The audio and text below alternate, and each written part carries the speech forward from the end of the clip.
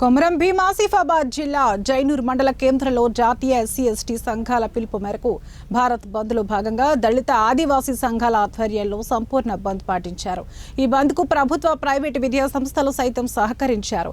జైనూర్ కొమరం భీం చౌక్ వద్ద SC ST దళిత నాయకులు ధర్నా చేపట్టారు. ఎస్సీ ఎస్టీ వర్గీకరణలో ఏ సంఘానికి న్యాయం జరగదని ఈ సంఘ నాయకులు కామ్లే అశోక్ అన్నారు. భారత రాజ్యాంగంలో పొందుపరిచిన ఆర్టికల్ను కేంద్ర ప్రభుత్వం తుంగలో తొక్కుతుందని ఆరోపించారు.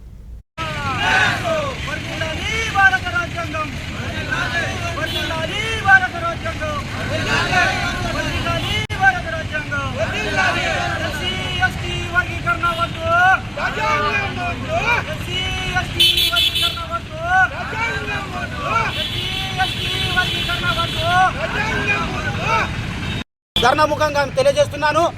ఇప్పుడు దళిత ఎస్సీ ఎస్టీ సమాజంలో వర్గీకరణ విషయమై సుప్రీంకోర్టు ఇచ్చిన నిర్ణయాన్ని తప్పుపడుతున్నామన్నారు. స్వతంత్రం వచ్చినట్లు నుంచి నేటి వరకు ఎస్సీలలో ఉన్న 60 ఉపకులాలు కూడా అన్నదమ్ములుగా కలిసిమెలిసి ఉన్నప్పటికీ కేవలం ఒకే సమాజానికి చెందిన వ్యక్తి మాటలు విని సుప్రీంకోర్టు ఈ తీర్పు ఇవ్వడం సరికాదన్నారు. 7గురితో కూడిన ధర్మాసనం ఏదైతే నిర్ణయం తీసుకుందో ఆ నిర్ణయం ఏకపక్ష నిర్ణయంగా భావిస్తున్నామని మండిపడ్డారు. వెనుక తీసుకోవాలని ఈ సభాముఖంగా తెలియజేస్తున్నాము. ఈ విధంగా భారతదేశంలో ఈరోజు ఎస్సీ సమాజానికి జరిగిన అన్యాయం రేపు బీసీ సమాజానికి కూడా జరగబోతుంది. త్వరలోనే అదేవిధంగా మైనార్టీ సంఘాలకు కూడా ఈ అన్యాయం జరగబోతుంది.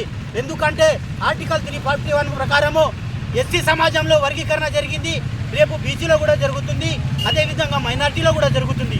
ఆ రోజు ఒకరినొకరు కత్తులతో పొడుచుకొని సచ్చే ప్రమాదం ఉంది. భారతదేశం ప్రమాదంలో ఉంది. కాబట్టి భారతదేశ పౌరులుగా అందరూ కూడా కలిసిమెట్టి ఈ ఉద్యమాన్ని ముందుకు సాగించాలని మనస్ఫూర్తిగా కోరుతూ ఈ యొక్క నిర్ణయాన్ని వెనుక తీసుకోవాలని, ఎస్సీ ఎస్టీ వర్గీకరణ చేయకూడదని దళిత ఆదివాసీ సంఘాల తరఫు నుంచి డిమాండ్ చేస్తున్నాం. జై కొమరం భీం, డాక్టర్ బాబాసాహెబ్ అంబేద్కర్.